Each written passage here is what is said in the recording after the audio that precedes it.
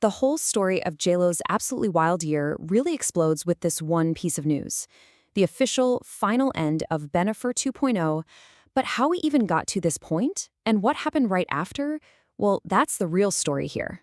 So how did this huge fairy tale reunion actually fall apart? Well, it wasn't some sudden thing. It was more like a slow burn. And if you look closely, the timing of everything was packed with clues that something was really, really wrong. You have to look at this timeline because it tells such a story.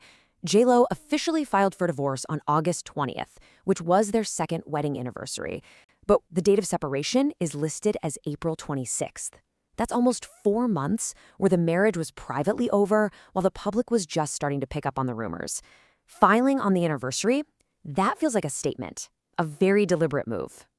For most of us on the outside, the first huge red flag was when Ben Affleck was a no-show at the Met Gala. You know, an event where J.Lo was a co-chair. At first, reports tried to kind of brush it off, saying he had work commitments, but the whispers started right then and there.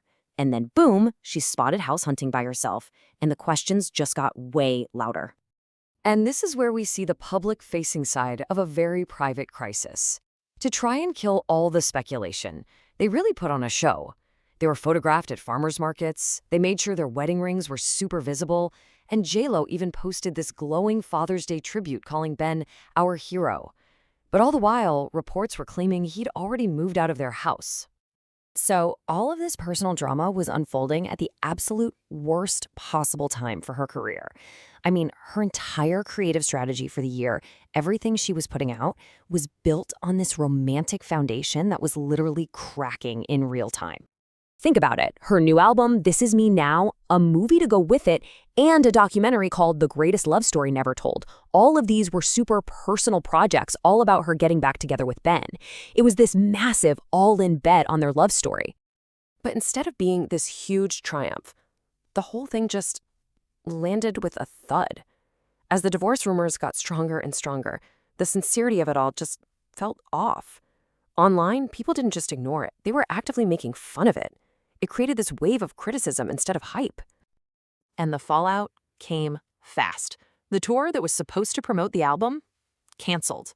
Then, pretty soon after, their brand new multi-million-dollar dream home was officially for sale.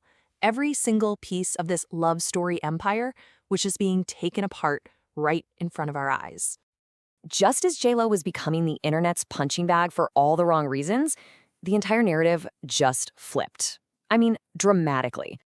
It all comes down to this one number, $4.5 million. That's the reported amount that Jennifer Lopez donated to Palestine aid. And in the middle of this absolute PR crisis, this one single act completely changed the conversation around her. The change in tone was immediate. It was just night and day. I mean, look at the difference here. The same corners of the internet that had been dragging her nonstop were suddenly, almost overnight, praising her. And in this very specific, almost ironic way. So to really get the jokes, you have to understand the whole orange drink thing.